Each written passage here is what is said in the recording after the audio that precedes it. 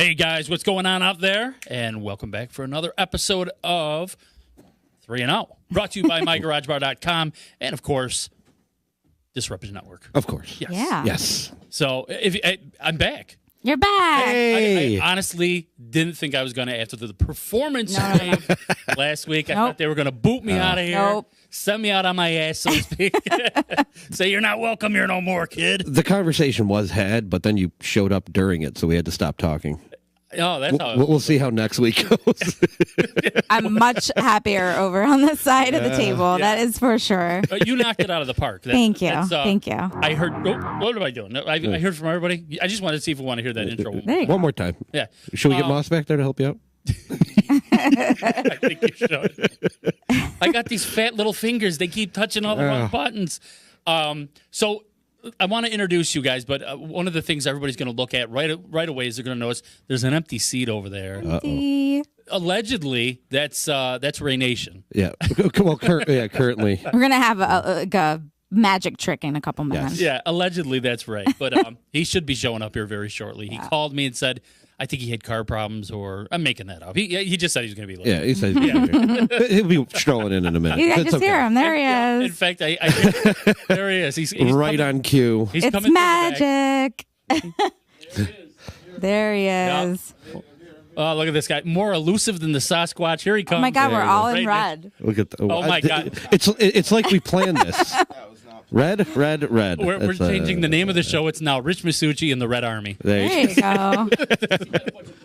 There you go. I got the Bloods in the house. Yeah, there you go. There you go. What if I was wearing blue? You guys would be beating me up right now, right? Is that how that Right. goes? It's the show's still early. That might happen, regardless of your color right now. There's a lot of power in here. Holy mackerel. Anyways, let me introduce you guys. Mr. Jamie Ostonet, what is happening? Not much. Same things as always. You know, Yeah. running around like a crazy person, laughing it up, enjoying life. That's all. There you go. He's like, same things as always. Surgeries, saving lives, you know. Something like that. Yeah. Yeah. Look yeah. at me doing it again, saving the world. Who cares? Oh yeah. It's, So, Moss, what's up? What's up? So, like I said, you got mad props last week for your show I don't know why. because you did a good job. Oh, well, thank you. But Jeez. it was very nerve wracking. I'm glad I was able to just sub in for a week, but we'll just keep it at that. I didn't tell her she's going to be subbing in a whole lot more. Nope. until next week when it happens again. I'm looking forward to it too because I already have elbowed Moss. I want my room back. No. Yeah. Yeah, I had all this. He already space. said, he's like, Yeah. I kind of like having all this room over here. I Yeah. said, what about me?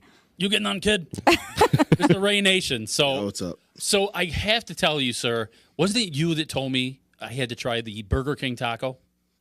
Oh God. God, please don't eat that. Too late. So late on that because I tried one today and literally I feel like I'm about to die on this side of the board. I've been telling everybody for like the last half hour, things just not going good. I feel nauseous. I feel like I'm going to pass out. Yeah. I suspect it is that Burger King taco. You know what? I mean, sorry about that. Yeah, that's actually pretty bad. Who wants to go to a burger place for a taco? That's just dumb. Yeah. Just get Taco Bell if you're going to do that. It also could have been the 2 Whoppers and the small fries and everything else today. But hey, you know, So overall, Oh, just, well. Clogged artery, no big deal. kids got to eat. You know, Exactly. growing boy, Oh, growing, my. growing the wrong way. So, I got to mention real quick that tech show. Everybody was talking, you know, like, oh, what happened to Rich? Apparently, nobody really watched the show because I did announce that. Like, I'm not going You to be did. there next week. And then when I wasn't there, everybody's like, dude, where were you? We were doing this tech show at the Stanley Theater for Carole King's Beautiful was the name of it. It's like the story of Carole King. Yeah.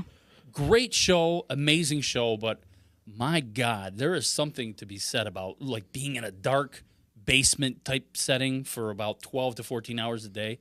I am so happy to be done with that show. I feel like I got uncaged. It's crazy. And you're back with all of us. I know. Yay. What am I nuts? I'm going back to back to beautiful. Let's talk about some football. Yeah. We Hey, need there to we go go. around. And oh, don't let me forget. I got to give the D-line guys a little bit of shit later on. Yeah. All right. Yeah, because they were giving it to us last night. Oh yeah. Yeah. All right. I'm Who curious. knew? I guess we were supposed to show up at the The Varick Varick, last night. yeah, I was there with them. You were there. I was there. Well, what are they talking about? They said, oh, the guys from the 3 and Out didn't show up. You were there. Well, I was there. You were there. I You held were on representing. and talked a lot of shit about that Bears team. Yeah. Good. Pretty good. Good call. Thanks for filling in for us, Ray. Yeah, We I didn't know. appreciate it. I honestly didn't know I was supposed to be there. No, listen. Chicken told me, he goes, dude, come out. It's gonna, you want to see a really good game. I said, yeah, absolutely. So I didn't go. Of course. Because that wasn't a really good game. Exactly.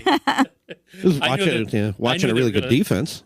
Well, that's Yeah. it. Yeah. That's it. You knew the Skins were going to get clobbered. Yeah. So, anyways, first down, we're going to do a little talking about the Kansas City Chiefs, and I got to tell you, this was going to be one of those teams we were trying to save till the end, and let all the Everybody else. yeah, let everybody else get their day in the sun, so to speak. Mm-hmm. And then all of a sudden, I started looking at this team. We got to talk about them. They're just too good. And I mean, playing the Ravens this last week, I actually thought maybe the Ravens would have a chance. They started to come back at the end, but man, Chiefs just impressive. Let's talk about this, Jamie. What did you see in that game? What was the most impressive things you took out of that game? Simply, and this I think gets overlooked. It didn't start that well, at least from the Chiefs' offensive side of the ball. They weren't really moving it too well. That looks like the Ravens' defense got them a little bit, and actually, really stepped up to the occasion. At least in the early parts of that game, like first two drives or so. The impressive part about that was Patrick Mahomes never wavered in any way, shape, or form. That gets really overlooked. That when you're not doing well, that you don't panic. And that's something that you saw out of a kid who's literally, we'll call his second year his rookie year. That's really what it was. Sure. Who just didn't waver over the fact that a team came up and was shutting down a video game offense. And he just kind of stood on the sidelines like, oh, don't worry, guys, I got this. It's okay. We're still going to get 40. They got 33, but hey, good effort to get to 40 at least, Yeah. You know who impressed me was Shady. Shady McCoy Yeah. impressed me. I mean, the guy came out, he had a total of 80 yards and 2 touchdowns. He showed why they signed him and why they paid him the money. And he deserved it because he really stepped up his game. Right. I want to bring to light Mahomes, 27 for 27 completions for 37 passes, 374 yards, 3 touchdowns, no interceptions, and only sacked 1 time in this game. So has he, in your guys' mind, has he officially taken the jump? Is he probably the best quarterback in the game right now? Definitely. Yeah. Yeah. I mean, I don't think it's close. Tom Brady's having a good year, and a couple others are having a solid year, but it's definitely Patrick Mahomes and then everyone else. He's just above and beyond. I mean, he's got better numbers than he did last year. I looked it up here. I got to read this off to you. So last year he had 5,097 passing yards. This year he's on pace to get 6,373 yards. He had 50 touchdowns and 12 interceptions last year. He's on pace for 53 touchdowns and no interceptions. That's insane. That's crazy. Yeah. He's throwing better. He's just overall better than he was last year. And last year we were like, who was this guy and where did he come from? So, Yeah, as far as taking the jump, he already did. Yeah. I mean, really, he did last year taking the jump, and there was times that we were talking amongst ourselves, and we were kind of like, all right, let's see what happens. He's gonna have the bad game. It never happened. You're right. Like it literally never actually. The bad game, I think, was like a 3 touchdown, 2 interception performance with 400 yards or some ooh, that's craziness pretty like bad. that. Yeah, that's awful. Terrible. You know, by comparison, it's really terrible. Yeah. I mean, there's just nothing he can't do already in just such a short time. If you're going to critique anything, stops with the no look passes as often as he does. That's just weird.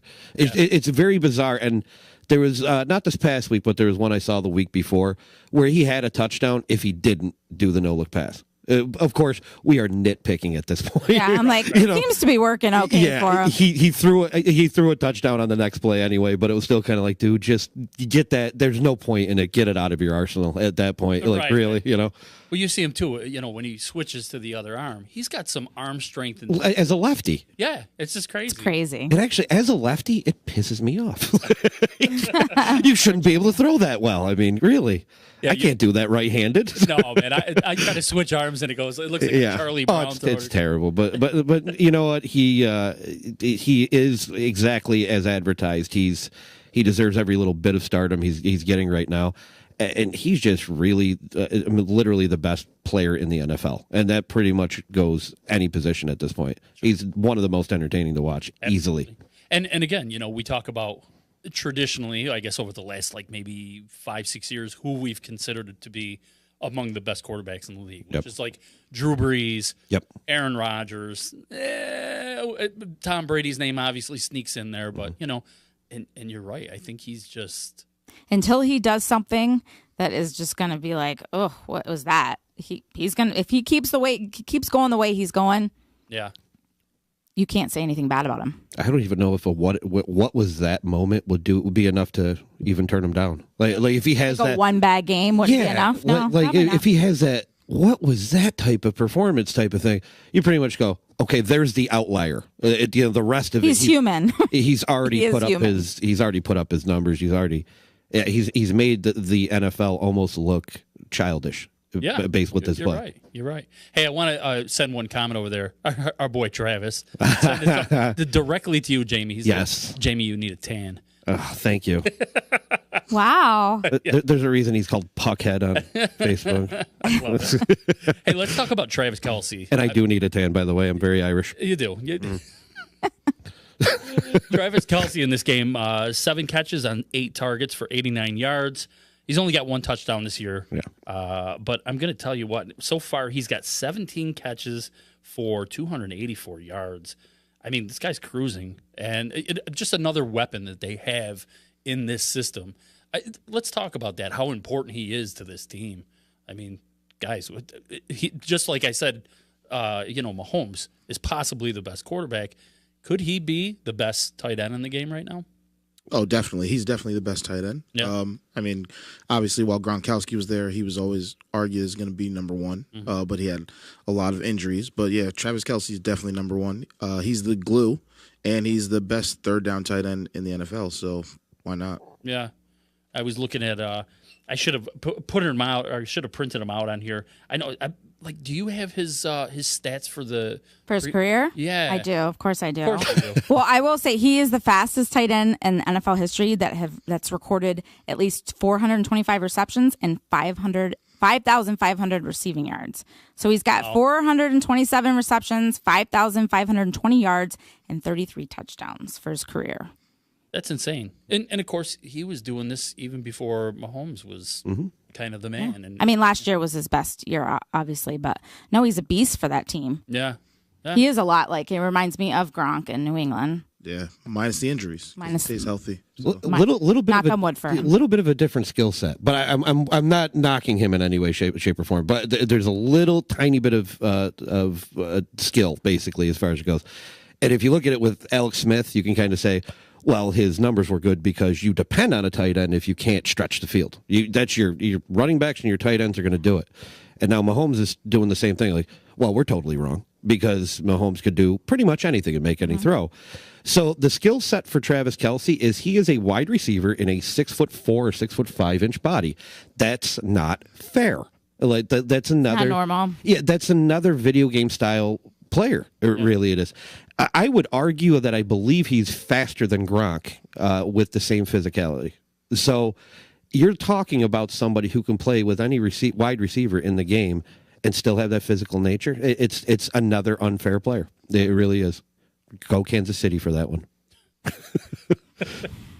Not if you're Ray. He's not feeling that. Yeah, Ray just kind of shook his head. He's like, no. I refuse to say this anything. is all making me mad is what he's thinking. Well, I mean, no, I'm a realist and I understand, the Chiefs are good, but I'm not going to kiss their ass or anything. There you go.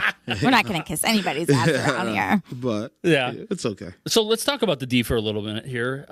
Kendall Fuller and Anthony Hitchens, they had a lot of tackles in this game. They racked them right up. And the Chiefs also got to Lamar Miller 3 times they sacked him for. Still, the Ravens able to hang 28 points on him. That's 15 of those coming in the last quarter. And what did you notice at the end of this game? Because I guess the point that I'm kind of getting at is they still might be the suspect area on their defense. Absolutely. So what do you notice about them? Are they tiring and kind of breaking down at the end of the games, or? No, they're just a bad unit. And I wish I could sugarcoat it any better than that, but I can't.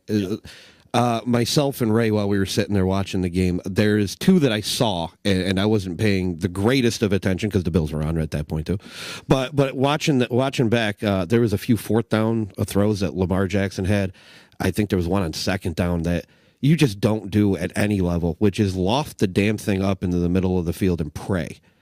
And they came down with the ball both times. And I just kind of looked over and went, you cannot say that he's, I was more upset than, like, you can't say that Lamar Jackson's a great quarterback because he just got blessed. And then he did it multiple times in that game. That's horrible secondary play. Absolutely terrible. You should not be allowing these people to come down with the ball, especially when they should have been picked. So what the Chiefs did early in the game to actually put up a defensive fight, they basically just reality set in and they started playing like the normal Chiefs. This is a terrible defense, and it's horrible to say it that way. I can't really find a happy thing to say about it. There's a reason that Mahomes and Kelsey, Hill, when he was on the field, McCoy and Watkins, all these people have to be so damn incredible because their defense is a joke. And there's nothing that's really going well for him on that one. Yeah. It's bad. That's what's probably going to kill him in the long run. Yeah. Yeah, they're very lucky to have the offense that they do because that defense is, like you said, suspect. Yeah. They need to step up. They need to, the turnovers. They've got to get some turnovers if they're going to be able to do anything defensively, for sure. I think that's probably the thing that concerns me the most, assuming that they play New England in the AFC Championship, because at the end of the day, Bill Belichick's always been good and well known for taking what you do best and stopping you from doing that to make you do something different. Mm-hmm. And the Patriots have a great enough offense that they can score with them. Mm-hmm. So if you're going to score back-to-back, just going back and forth up and down the field, New England can match you there, but their defense plays a lot better. And that would be the difference in the game. Mm-hmm. So they'd still have a high-scoring game, but it would be coming down to that one possession, and New England would somehow end up with the ball, and they would score, and they'd win by one touchdown. So see, and this is kind of the next question I was going to ask you guys is, every year, it seems like the Kansas City Chiefs start out really, really hot, and they usually go undefeated for like 9 games, 8 games, whatever it may be. Yep.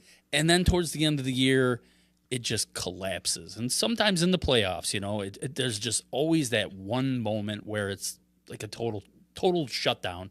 And I almost feel like that's kind of become Andy Reid's unfortunate legacy in the league. Is he's the guy who almost gets there, but never can quite get it over the top. And I was going to ask you guys, I mean, with that defense, that might be their Achilles heel this year. Mm-hmm.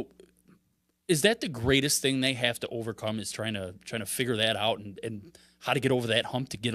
It's probably going to be the Patriots they're playing, and of course, I mean, is that going to be their biggest challenge of this season? For sure. Yeah. Week 14, they play the Patriots. Oh, really? It's that late. Yeah. So I don't know. Maybe the defense will get their shit together before then. Well, you would hope. I mean, if the game versus the Ravens is any indication, it's just like how they played in that game. They started off slow, and then they build momentum. They had the big lead at half, and then they kind of took their foot off their throat, so to speak, in the second half, which is why, the Ravens scored 15 points in the fourth quarter, but they had a 17-point lead at that point, and they were like, eh. So, when you looked at the drives that they were making, they were just little chippy throws, just milking the clock. They weren't really playing to keep running, because I'm sure they could have ran the score up if they really wanted. And at that point, they were thinking, all right, let's just get out of here with minimal injuries and move on to the next game. Yeah, true. And at that point, the Ravens are still in fight or flight, and they're just going for it. So, which is why stupid passes like Willie Snead catching these deep balls that he's not supposed to have, that's how things like that happen. So, at the end of the day, I think if that game's any indication, this is what the Chiefs are going to do. They're going to go somewhere in the 10-2, 11-2 range up into that New England game. Then it'll be their tough battle. They'll probably have the playoffs locked up at that point, and then they'll probably rest. And then they probably won't come into the playoffs as strong as they should because they rested players. Mm-hmm. So, I mean, realistically, looking at the schedule, I think Green Bay is the only other game they're going to have an issue with. The rest of their schedule isn't strong. That they're their own hurdle at this point. That's literally what it comes down to, because the only team that can beat the Chiefs is, as Ray already said, a team that can keep up with them offensively. They got to be able to go punch for punch. But additionally, and I'm sure there's going to be plenty of teams that try this, they will find that their weakness is that defense, is that secondary. And these quick throws, you can take a screen pass 25 yards almost every time because of how bad of a defense this is. But you also have to be able to keep up with them in some way, shape, or form. So he already alluded to it. New England's got the ability to do it. Belichick can do it. He's got the ability to not only run with you in every way, shape, or form offensively. He's got the ability to exploit your weakness, and that's an obvious one. And they have the pieces to do it. We're going to talk a little bit more about the Patriots. I think third down. But let's talk about this game coming up next week. The Chiefs squaring off against the Lions. And I shouldn't say this because the Lions are coming into this one with a 2-0-1 record. If you remember, they tied the Cardinals in that Week 1 game. Yep. But it's a pretty solid record, and yet I can't help but think this is going to be a blowout. Is there any reason to think this will not be a blowout? I mean, obviously, Detroit's this big surprise that nobody expected. So, I mean, they're going to have a chip on their shoulder. They're going to want to prove something. So you never know how they're going to show up. But unfortunately, Kansas City's offense is just too explosive, and I don't think that Detroit can keep up with it. Yeah, exactly it right there. I mean, just said it in the last question there. You got to have a team that can keep up. Detroit's playing great. You got to tip your hat to what they're doing. Defensively, I don't think they can slow them, and offensively, they don't have enough firepower. I don't know about blowout, but they're not going to keep it super close either. I mean, it's still going to be a 10 to 17 point loss easily. Yeah. I mean, I should ask Ray. Ray's the. Well, I mean, that was one of my picks this week anyway. We'll get to that. But yeah, Kansas City's definitely. I mean, they were only -6 on the road. I get it's a road game, but the -6 is. I think that's just easy. So they're definitely going to cover that for sure. All right. I got to kind of go back to our Facebook things here, our messages, and Chicken is checking in. Oh, hi, Chicken. Yeah, we watching a good show today. Yeah. There you go. He said they call that the Marty Schottenheimer disease, where you're winning and you never get to the end there. Yep. So, point blank, guys, are the Chiefs right now the best team in football? They're not the most complete. That is definitely without that. I'd say they're.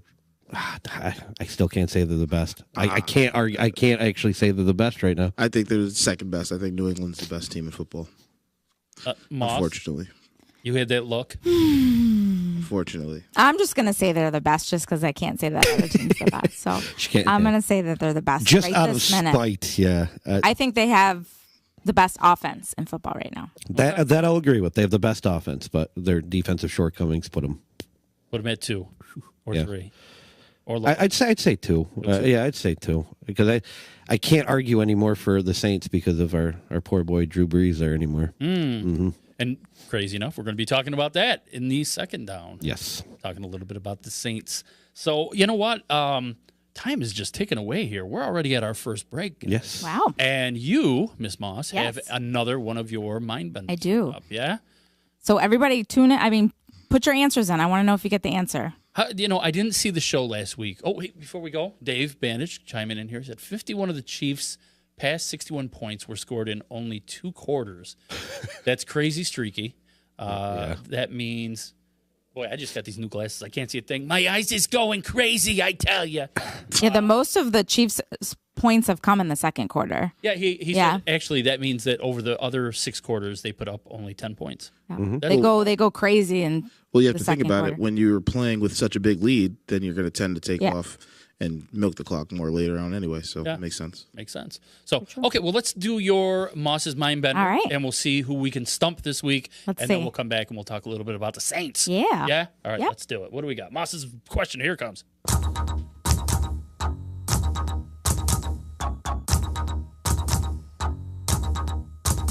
All right, well, here we go with this week's Moss's Mindbender trivia question. This Thursday night, we have a game between the Philadelphia Eagles and the Green Bay Packers. So I figured I'd throw an easy one at you this week. Here's a beach ball for you. My question is, who is the all-time leading rusher for the Philadelphia Eagles with a total of 6,792 yards? Again, who is the all-time leading rusher for the Philadelphia Eagles with 6,792 yards? Now, I know you know this one. We're going to find out that answer right after the break. Don't you go anywhere. We'll be right back.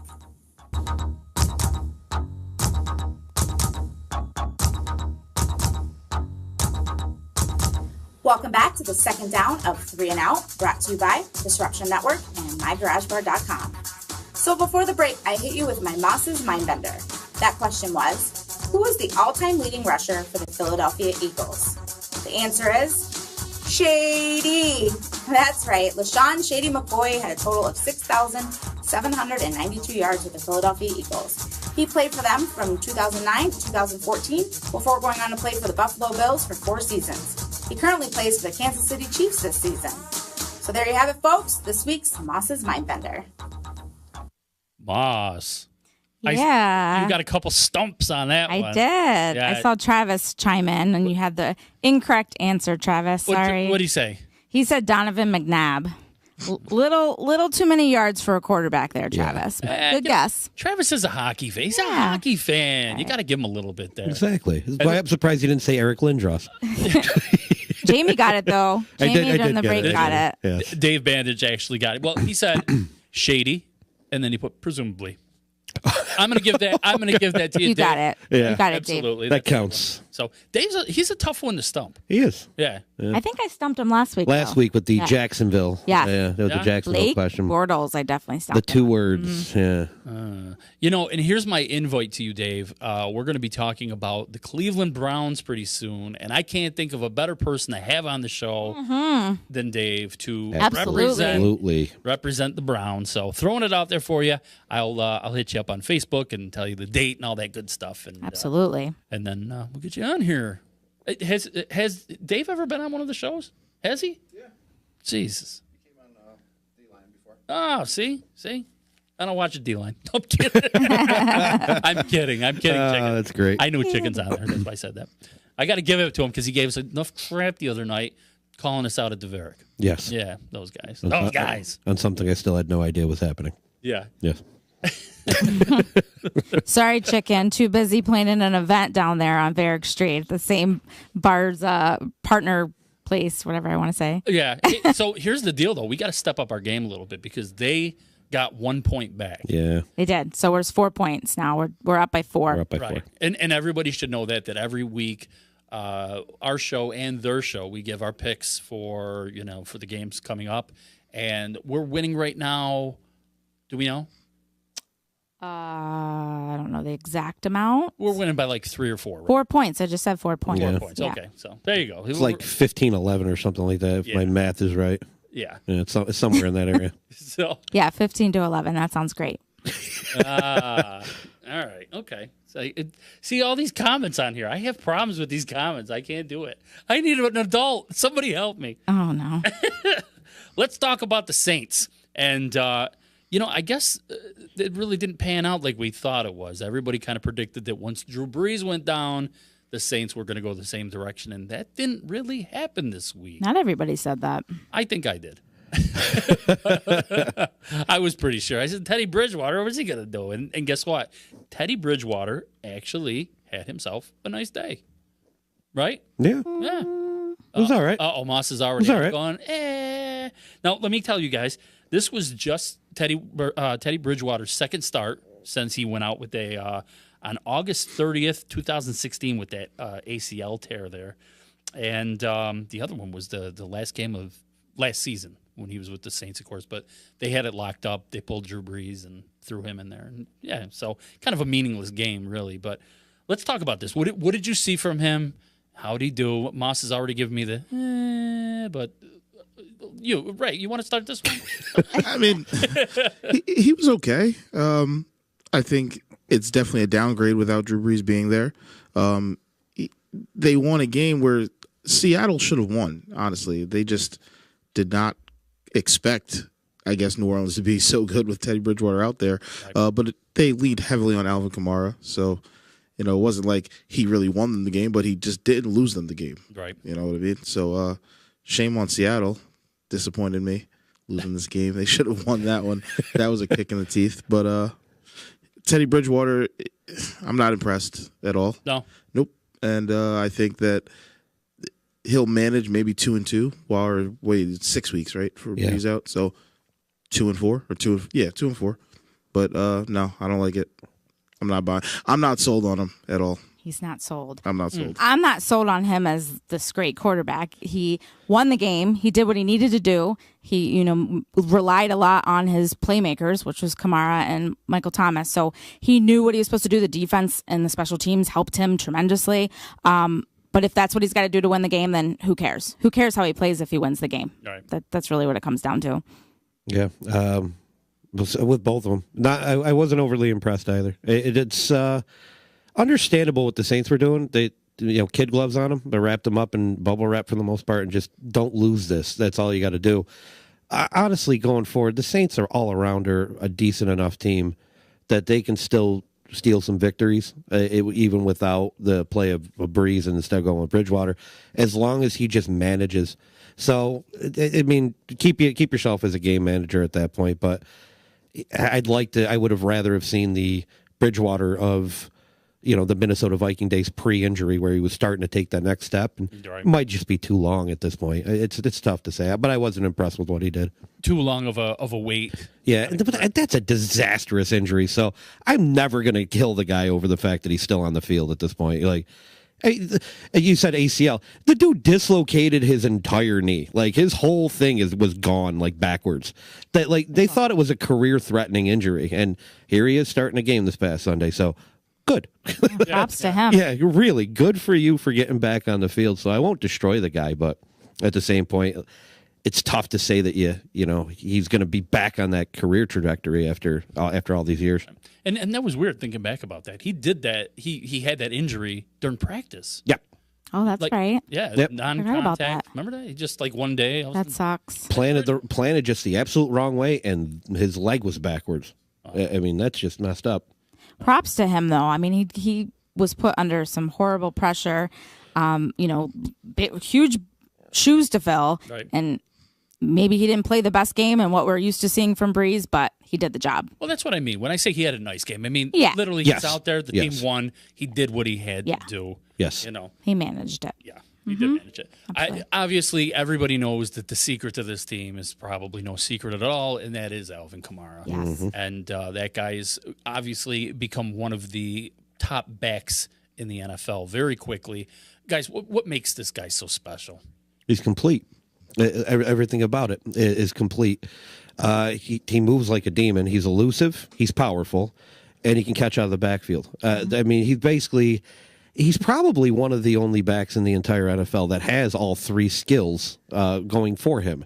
Barkley was mildly there until this past week, which we'll talk about a little later. But even with like a guy like Ezekiel Elliott, who ranks up there, he's not as much of a receiving back as a guy like Alvin Kamara is. So it's rare to see somebody who can do pretty much the work of three running backs, which you see these committees going through, in one guy, and it's all with the same number of 41. So that's I think he's up there, if not the best right now. Yeah. He's damn close though. You know what I like to see is the balance he has. And I know there was a lot of Seattle defensive players were saying how hard he was to tackle. And when they did beat him down and tackle him, he just got right back up and he was ready to go. He's a hard guy to tackle, and he's got incredible balance as a running back. And I think last year with Ingram was the other running back. I didn't really know if this was going to work out, because I kind of figured like once you take him out of the equation, it was going to be like, now he's shouldering the whole load. Well, I'd say under normal circumstances, you're absolutely right, because what you don't want to see is a powerful back like Ingram leave, and then you have strictly an elusive back in your backfield. But again, Kamara can do all three, so you just rolled it into one contract. That's all. That's all they absolutely did there. So I didn't expect it to be as much of a hit, but he might have a shorter career now because he's about to get way more touches. Yeah, So that would be it. So we were talking about Bridgewater having a decent game. I guess I should also mention Michael Thomas. Not bad game. 5 catches, 54 yards, and a touchdown. This is a guy who's I don't really know if he gets kind of the same attention as like an OBJ or the receiver, who I refuse to say his name anymore. I don't know if he gets the respect as like that elite receiver status. Do you guys think? Would you consider him elite at this point? Oh, absolutely. Yeah. He's definitely elite. I mean, off the top of my head, I can only think of really 2, maybe 3 receivers that I would put in front of him. But you're only as good as your quarterback when you're a receiver. So if you have a great quarterback, then you can be a great receiver. If your quarterback does bad, then you're going to do bad just with him. So it was definitely a downgrade going from Breeze to Bridgewater. But I think that he knows he's getting paid $20 million a year, and they know that, and they're going to try to get everything out of him. So he'll get his looks, he'll still get his targets, and he'll show everybody that he's just fine. Yeah. Well, I found an interesting stat because, of course, I did. Did you know that speaking of elite receiver, he is only the third ever receiver with 300 catches and 4,000 yards in his first 50 games. really? Yeah, the only other two were Anquan Bolden and OBJ.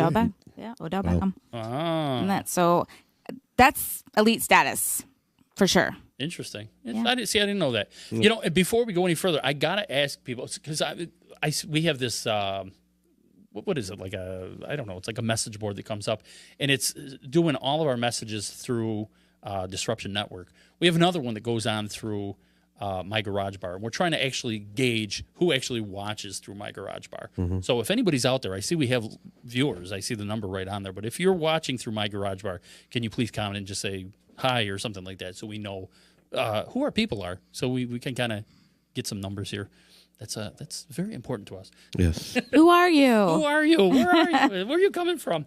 What do I want to talk? I want to talk a little bit about their defense. Marshawn Lattimore, he had a pretty nice game too. 12 tackles, 10 of those solo. I mean, let's talk about this. Was there any other big performances out of the defense on there? You know, it's the unsung part of it a little bit. The one name that if you're talking about the Saints defense that you got to mention is Cam Jordan. Of course. Even if he's not getting sacks, if he's not getting the numbers, the tackles that you think, what he can do is disrupt. And pun intended, by the way. Speaking that we're on that now. Yeah. Yes, There you go. Didn't realize that at the time, but he can disrupt an offensive flow. And somebody like Russell Wilson who likes to kind of get out on the move, get out of the pocket, and things like that.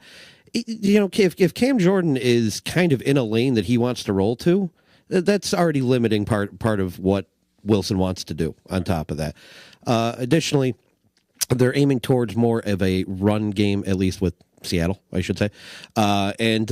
You know what? Cam Jordan's pretty good at stuffing up those gaps. You know, it makes it a little easier on the linebackers and some of the defensive tackles, at least, to come up and make wrap it up. Probably why a guy like Marshawn Lattimore, you don't see cornerbacks get 12 tackles. It just doesn't happen. Right. And it's not that they got the lid blown off the top of them in the pass game. It's that, you know, you got the front seven blocking their gaps, and a guy like Lattimore is able to come up and clean up the mess, at least in the second level before he gets to the third. So it's kind of more of a team good job type of thing, as opposed to just one other player doing something to stand out. Right. Well, what's nice about Lattimore is now they have the addition on the other side with Eli Apple. So that brings, their cornerbacks. That's great. Yeah. Eli Apple's been a huge addition to that defense, I believe. Yeah. No. Along with Kiko Alonso. Yeah, especially when you're thinking of Eli Apple, a guy that was pretty much thrown out of New York. Yeah, he was. I mean, literally, they pretty much said, "We're giving you up for a bag of footballs, and you're bringing them with you. Here you go." And you're giving them with you. That is true. Yeah, That's they exactly gave him up. They gave him up for nothing. Really, I mean, literally nothing. A peanut butter jelly sandwich. Was it that much? Yeah, seriously. No peanut butter, just jelly. So the Bucks, the Falcons, and the Panthers all sitting at 1-2 right now. None of those teams really impressing, really as much as I thought they would. Especially the Panthers. I thought the Panthers were going to be strong this year. Maybe not so much. So I'm just looking at this, and Breeze. We know he's coming back at the end of the season, or probably I guess maybe even in the late. November maybe? So I think a little earlier, but yeah, earlier? Yeah. They were. I think the original prognosis was 6 weeks. I think for him, but add a week or so just to be safe. Okay, 6 weeks would bring him after the bye. They have a bye week 9, so that would bring him back week 10 if it was 6 weeks. Okay. So yeah. But I mean, even with Bridgewater, even if it didn't pan out, are the Saints even going to have any kind of problem winning this division again? Winning the division? Yeah. I think No. so. I think they will. Yeah. I think a little bit, because when you think about it, all those other teams in the division are all playing pretty bad right now. But It's yet to be seen. Nobody's technically out of it. That's the beauty of them all playing so bad. So I think if I had to pick one, I'd say Atlanta. Even though they showed signs this week of playing good football, it just was a little too late when they did it. But I like Atlanta still. I still think with Julio Jones out there and Devontae Freeman, I think that they're not as bad as they've been playing so far this year. Yeah, they've still got some weapons on that team, so I can understand that. I think within the next 5 weeks of being without Drew Brees, they lose one game. Wow. Damn. All right. They have Impressive. Dallas, Tampa, Jacksonville, Chicago, and Arizona. And then they're on a bye, and then hopefully they get Drew Brees back. So they probably lose to Chicago and Dallas. I'd say those two. I think they could stand up against Chicago. Sorry, chicken. But it's funny you guys say this because my next question to you was going to be, they have a really big contest this week in Dallas Cowboys. Yes. And who's going to win this one and why? Cowboys by a lot. Okay.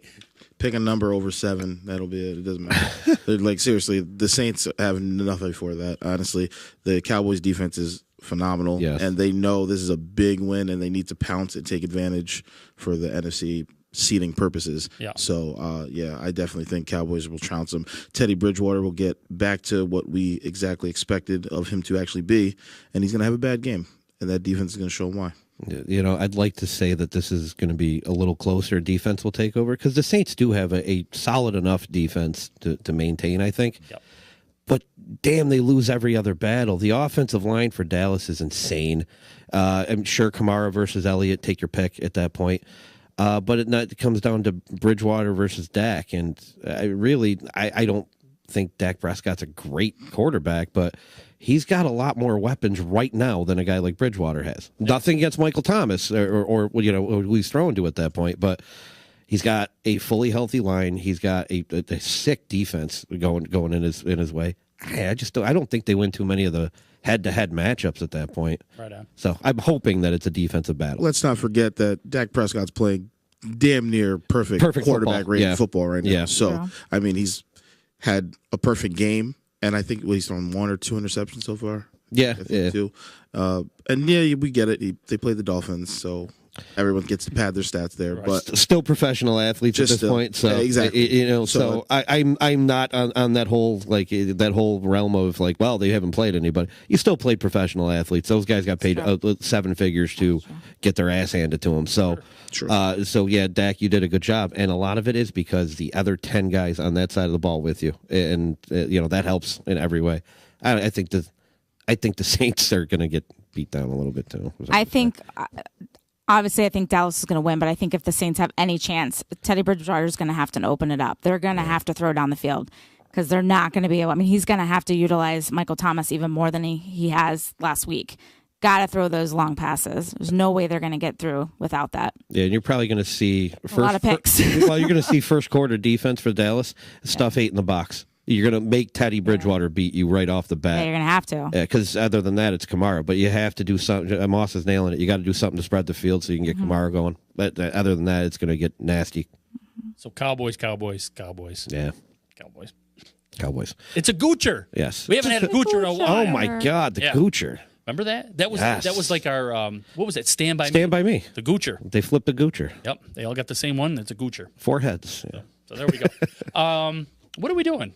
Oh, Jamie, we got your IR. I'm very out of it. Yeah, you're a little off right now. You know what it is? I'm still literally like going through different things from this past week, and we have our benefit this Saturday that I do have to mention. Friday and Saturday. Yeah. 26 bands playing over at Sickenburger Lane, and for $10 a night, you can come down, you can see the bands, you can hang out, and I'll tell you, all the money we raise goes to the Stephen Swan Humane Society of Utica. Mm-hmm. It's a great time. Over the past 12 years, because this is the 12th annual, we've raised roughly about $70,000. So Woo. yeah. Something to be proud of. Yep, I think so. I think it's everybody does a great job with this thing, and can't wait. But Jamie, your band's going to be playing. You're playing on Friday. Friday night, yeah. Yeah. 8:30, I think. Yeah. Something like that. It's 8:30 or 8:45. I keep screwing it I up. think it's 8:45. Yeah. Probably is. It's okay. I'll 8:30. be Tell there your at fans 6:30 8:30 anyway. So Can I give Show a up at shout out to our 6:30. sponsors? Yeah, go ahead. All right, so we got to give a shout out to Utica Hemp Co., Big Apple Music, my friends over at Heron Creek Golf Club. Hey. And then Zemcheck Property Rehab, Donche's business. So we appreciate you guys. If it wasn't for you all, this event would not happen. And of course, Disruption Network, because they are going to be Absolutely. there streaming live and making things look fantastic. Yeah, and that's an important thing. If you want to see some of the show, and you can't make it down there, we're hoping you do because we really want to, get you in the door and raise the money, of course. But if you can't make it, you can tune right into Disruption Network, and you will be able to see that right here.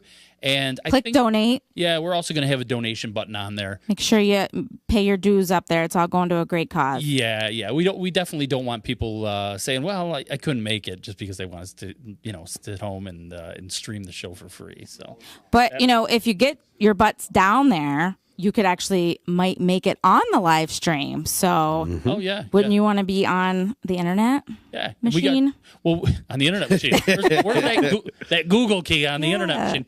But we're going to do some other cool things on there, which is I think we're doing some interviews. He's going to be doing the interviews there, and we might even sit down with the guys from the D-Line and also from All Pucked Up, which is the hockey show that we are bringing over here from my garage bar, and that show should be out next week. So that'll be really cool. A lot of things. I think Lot of Rich heads, Martina is watching. He's playing too. Yeah. yes, Saturday night. Oh, Yes, he is. Excellent. Hell yeah. Rich Martinez, good people. And I think Rich is on tomorrow on EC Radio doing an interview with their new band, which is Paper Soul. Paper Soul. Yep. So they'll be on here and doing a little promo for us too. So lots of stuff, man. Lots of stuff. My voice cracked. That was really weird. Let's Jamie, you got some IR magic for us? I have an IR. It's a little bit of IR magic for you. Hold on. I got one thing. Oh no, really? Well, yeah. We're moving up in the world. Yeah. Now wait a minute. Todd showed me how to do this. Oh no. And I think he said it was quick one, right? Two. Quick two, quick three. I want to go on Jamie. Is it Quick two. Quick two, right? Let's see if it worked. Did it work? Did it oh actually my God! work? There you are, Jamie. It Take actually away. worked. All right. So, for this week's IR, we're going to go with the unfortunate injury that happened to Saquon Barkley of the New York Giants, which is now deemed as a high ankle sprain. And the weird part about that is, what the hell is a high ankle sprain as opposed to any other sprain? Before I go any further with that, I'm going to kill the stigma of anything that everybody's heard of. You hear a sprain, you think, it's nothing. It's just you twisted an ankle. Not necessarily the case. Depending on severity, a sprain is actually tearing of the ligament you're talking about. Usually grade 1 or the mild ones are partial tears, whereas grade 2, grade 3, and so on and so forth are either full, complete tears or just absolutely rupturing right off the bone.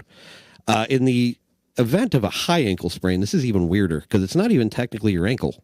If you get to your ankle joint right where your shin meets your foot, slide your finger just above about 2 inches, there is a small ligament that attaches your shin bone, your tibia, to your fibula, which is the outer bone of your lower leg.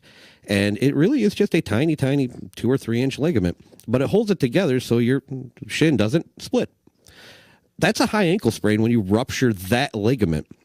So what the ligament's meant to do in this case, as all ligaments, is create stability in the joint you're talking about. So in the case of Saquon Barkley, what can't happen right now is putting any weight whatsoever on his foot because his shin and fibula will spread. That's the biggest problem with this. A lot of times, this is surgically repaired on a full rupture, on a full tear, usually by using some form of very heavy-duty suture and an anchor that we actually would tie to make a makeshift ligament out of this thing. If it was surgical, you're probably talking anywhere from 12 to 16 weeks before even being weight-bearing at this point. That's why the report originally today of 4 to 8 weeks. I believe was the actual. Or was the actual initial diagnosis or prognosis, I should say. That's probably underselling it. Depending on the severity of that ligament, if it's a partial tear, he's pushing closer to probably 6 still. If it's a full, complete tear, you don't expect to see Saquon Barkley back for the rest of the season. That's a long-term type of healing process. And even when it heals, it's not new ligament that heals, it's scar tissue.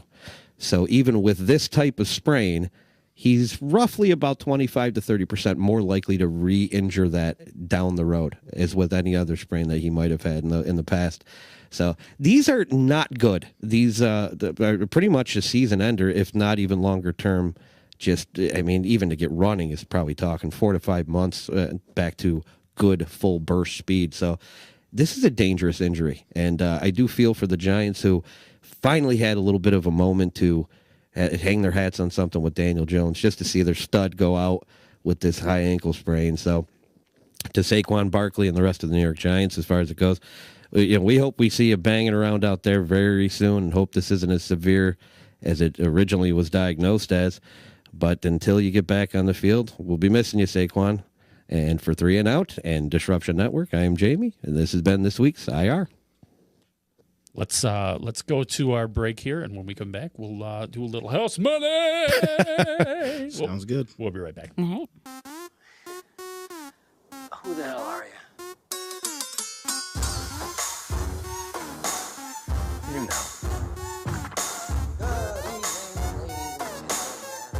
You all know exactly who I am. Talking about house money right there. Well, we gonna come to you, and we gonna bring it to you like this. Say my name.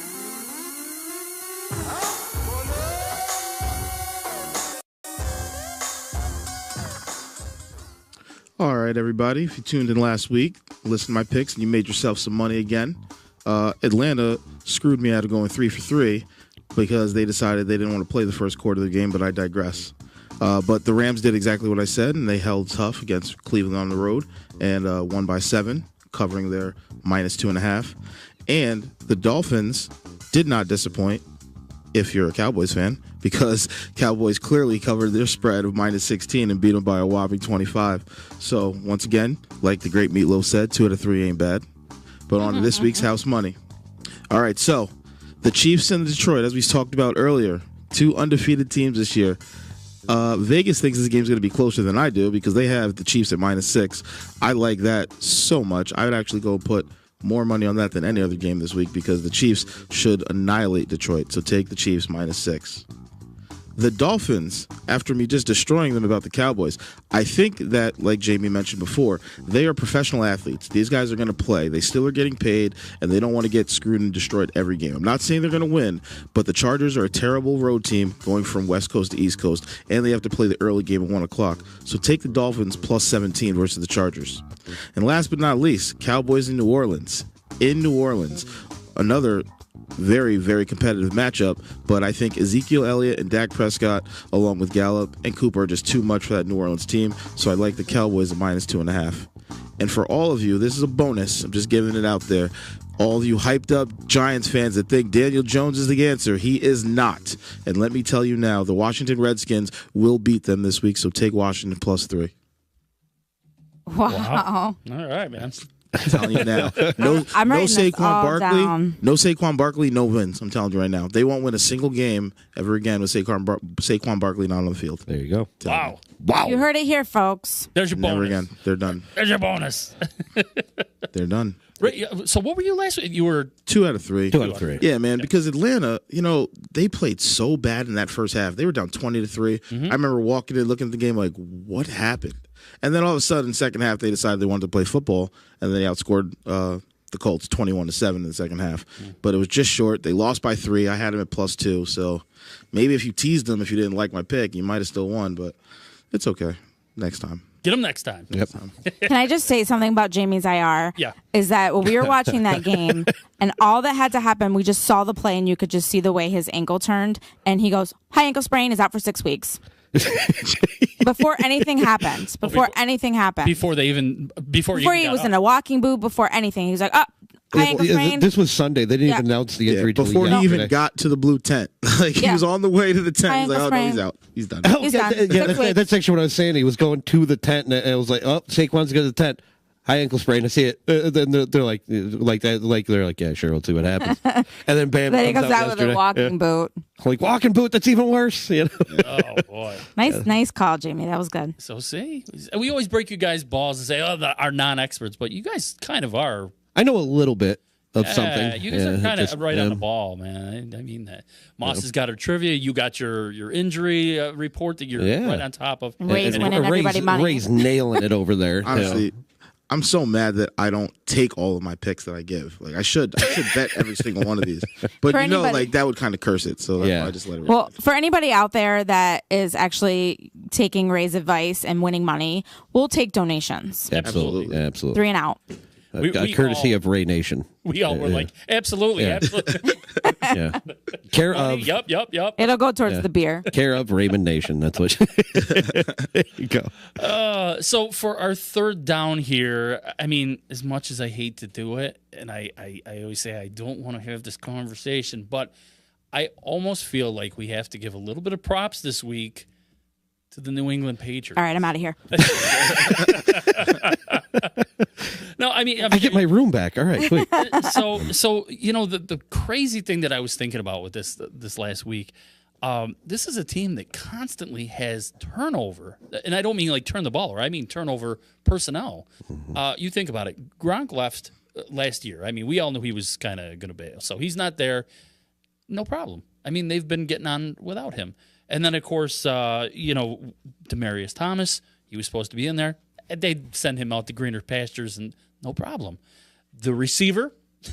That guy. He's now referred to as that guy. That guy, that receiver, came in, had a cup of coffee, caught a touchdown, and boom, gone. No problem. And if you really, really think about it, they played this whole second half without Julian Edelman. And I mean, who'd they use? Philip Dorsett? Yep. I mean, it's kind of crazy. As much as I hate to tip the hat to this team, you're playing with. Let me go ahead and I'm going to read the names. So consider this offensive lineup. We got Rex Burkhead, Josh Gordon, Ben Watson, Julian Edelman, Sony Michel, Philip Dorsett, Matthew Slater, Gunnar Olszewski, Jacoby Myers, Matt Lacoste, Jacob Johnson, Damian Harris, James Devlin, Brandon Bolden, and of course Tom Brady. I mean, on paper, this is like a 6-10 team. It should be, because you're playing basically with. You've got Josh Gordon. He was a star receiver one time. He kind of threw that career mostly away with the drug problems he landed himself in. Mm-hmm. And then, of course, you've got a bunch of journeymen that come through there constantly. And I call them journeymen because they're discards from other teams. They basically get them in there, they retread them, they make superstars out of them, and then they go someplace else and they're done again. You've got a couple promising rookies. And then you've got a 42-year-old quarterback that can't move. He can't move in the pocket. Everybody knows that. If you get into the pocket, he's done because he's got no lateral movement. He can't run. The only one that I feel that is, among the best on that team is Edelman. And, because he is a receiver, he's another one that we don't really give a whole lot of credit to as being an elite receiver. But, I mean, you look at this, and they never seem to have any problems. And we're already kind of banking on the idea that this is going to be the team that makes it back to the Super Bowl. 12 wins. And likely wins. Well, let's talk about that. Every year we break balls and we say, but the refs give them favorable calls. They do this, they do that. Absolutely. But you know what? They're trouncing teams. You can only get so many favorable calls. They are a great team, and they've been a great team for as long as I can remember. I mean, is it Belichick? It is Belichick. It's play calling. Absolutely. We always it's the system. It's Belichick, because think about the times even when Brady has not been in there, and the quarterbacks that they've Matt subbed Castle. in. Yeah, Matt Castle. That's all I'm saying. yeah, Matt Castle. exactly. And all of a sudden he was like going to be this, the next rising star. And what happens? He tanked. Yeah, he finished his career in Buffalo as a third-string quarterback. Yeah. I mean, and Garoppolo, everybody was saying, oh, he's going to be the next one, and he still might have a good career. I mean, out in San Fran, can't close the door on him yet, but I don't know. It just seems no matter what this team does, they get it right. You think about their defense. Their defense, a lot of the guys on that team are like 100 years old. Let me go through some of the guys on the defense. The McCourty brothers. I mean, we were joking on 3 and Out last year. How many McCourty brothers does it take to shut down a receiver? And I think, Ray, you said Ray's the answer answer. is more than 2. At least more than 2. and then you've got Patrick Chung, who's like older than any. Patrick Chung, 700 years old. Patrick Chung is literally has been playing in the NFL since I was in diapers. Listen, if you intercept the ball at the goal line of the Super Bowl and win your team, and you win your team a Super Bowl, you can play for as long as you. He's locked up.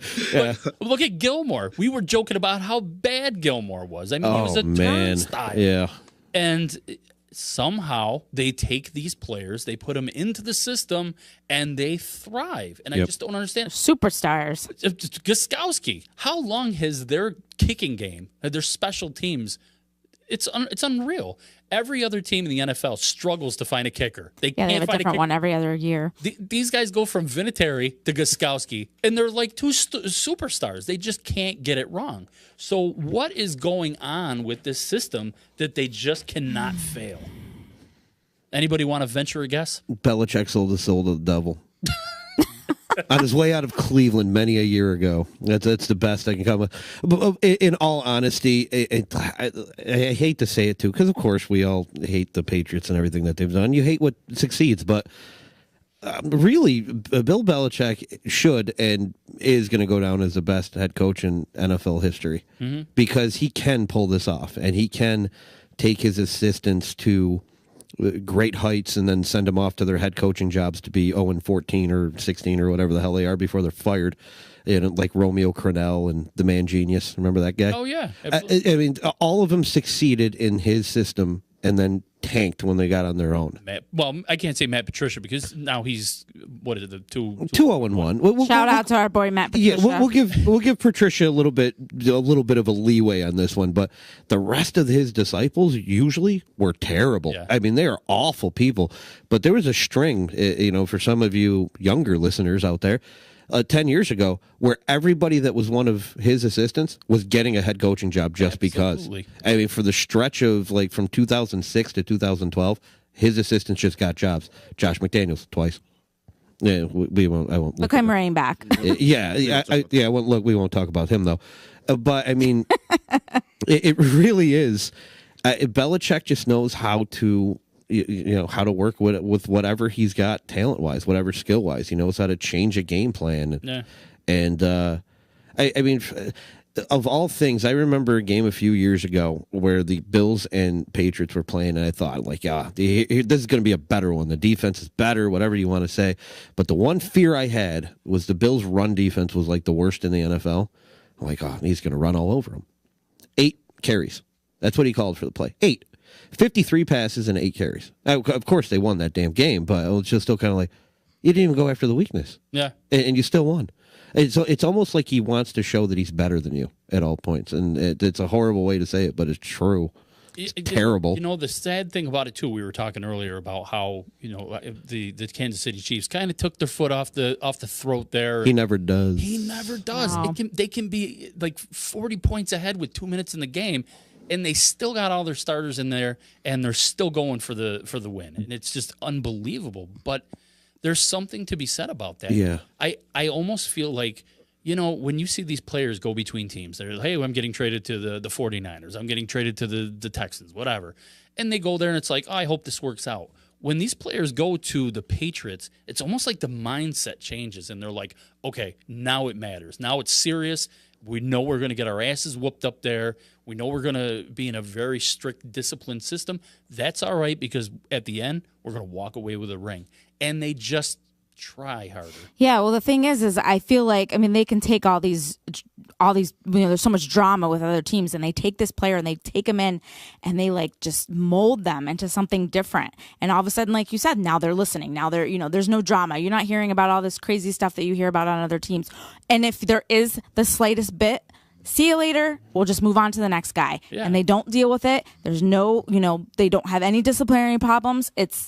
They listen. And Belichick, as much as it pains me to say, he's got it. Yep. Yeah, He really does. He's got it under control in that town. You got to give credit. The whole organization, they have established this mentality. It's a winning mentality, and they always emphasize that, and that's exactly what they do. Like, you can look, even everything they do. When you look at a Bill Belichick press conference, he'll talk strictly about the game. You want to talk about outside stuff, See ya. he's going to just ignore you, tell you, no, I'm not answering questions about that. He just wants to focus on the next game, because that's how they do. I think for 20 weeks a year, all they do is think about football and what they can do to be better the next day.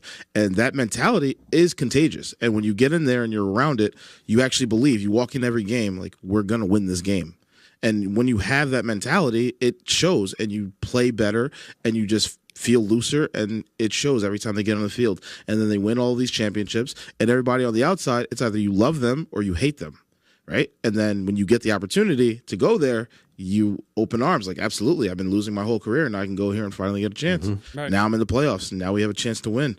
And that's just what they do. And they've been doing it ever since he went to New England. And they're going to keep doing it because that's just the Bill Belichick way. And honestly, we all love to hate the Patriots, but they are good, and there's a reason for it. And they just don't accept anything less than your best. They just don't accept it. Very true. So here's my rhetorical question.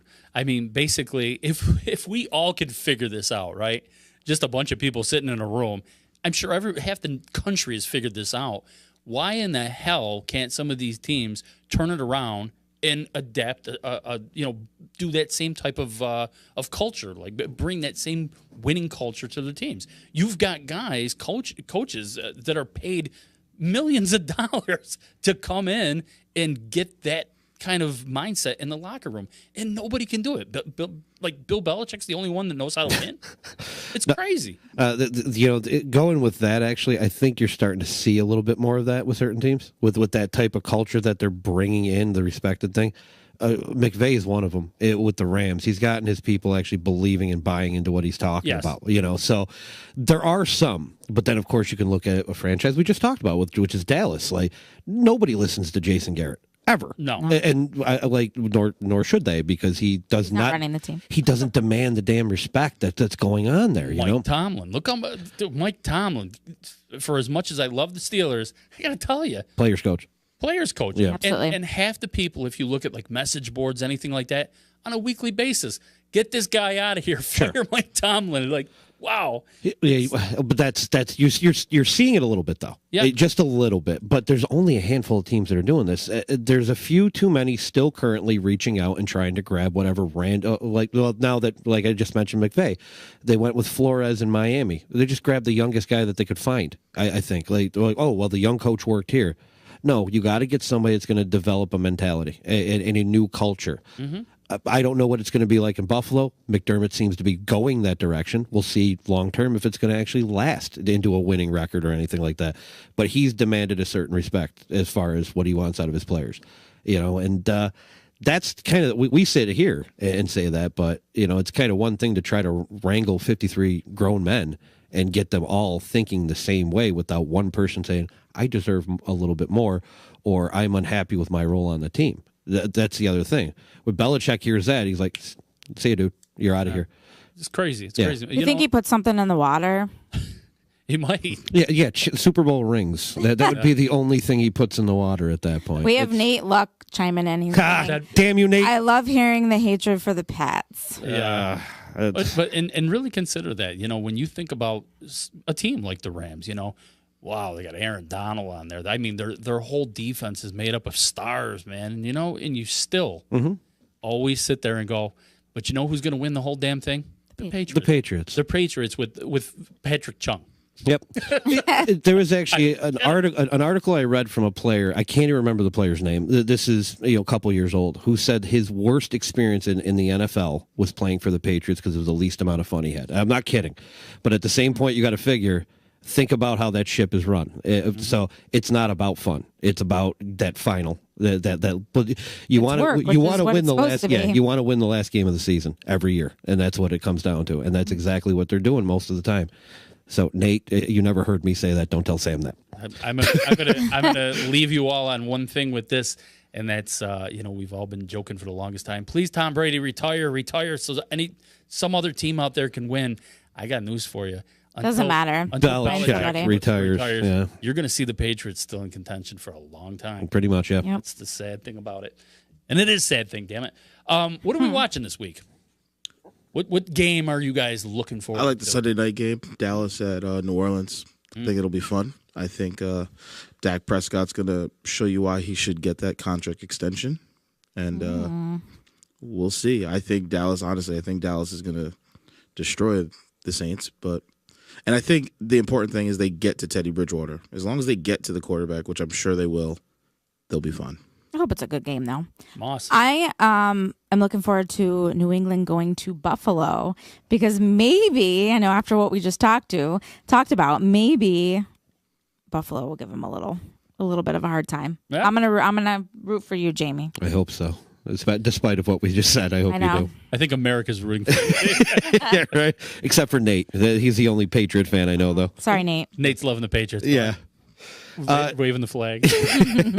So, the game I'm looking for, I always like the division rival games, and this one screams old school 1940s, like Smash Mouth. It's Minnesota and Chicago. You got a guy like Dalvin Cook who's tearing the roof off of the building every time he steps in with his run game against the nastiest damn defense I've ever seen. They are just vicious to watch the Bears defense. So, Right on. yeah, we'll see what happens there. Nate's checking in one more time. He said Cassius Marsh back in 2018 was the guy who said it wasn't any fun play. See, there you go. And he's got a ring, right, Nate? That's Wasn't much fun, but damn it, I walked away with a ring. 12 rings and favorable calls. Yep. All the time, man. Yeah. 12 wins, favorable calls, AFC Championship. That's what you get. Yeah. We've definitely overshot our time, guys. Yeah. So we're gonna kiss it off tonight and say goodnight. But so we'll be back again next Tuesday, and as we always say, enjoy the games, and we will back with you soon. And I got to do one more final shout out to, of course, Disruption Network. Yes, absolutely. Thank you as always for having us on. We certainly appreciate it. Looking forward to it. We'll see you next week, and that's it for tonight. See ya. Later. We out.